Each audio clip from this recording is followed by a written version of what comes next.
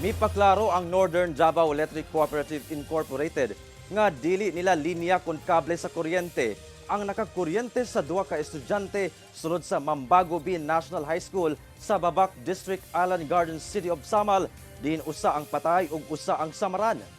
Sa opisyal nga payag sa NORDECO sa pagpanubay sa GMA Super Radio Davao, base sa resulta sa investigasyon sa kooperatiba, lokal nga panggamhanan ug City Public Safety Office, nasuta nga hinungdan sa pagkakuryente sa mga estudyante ang tire wire nga gihikot sa usa ka telco provider sa ilang fiber optic cable.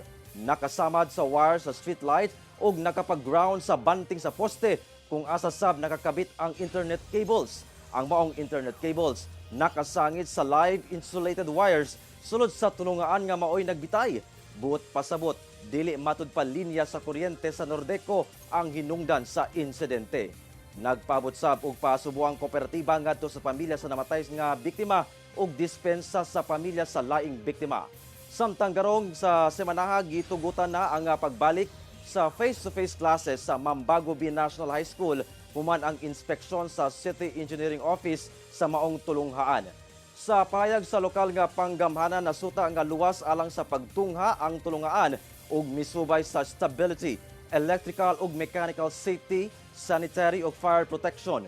Gipaningkamutan pa sa GMA Regional TV1 Mindanao nga makuha ang payag sa tagdumala sa tulunghaan.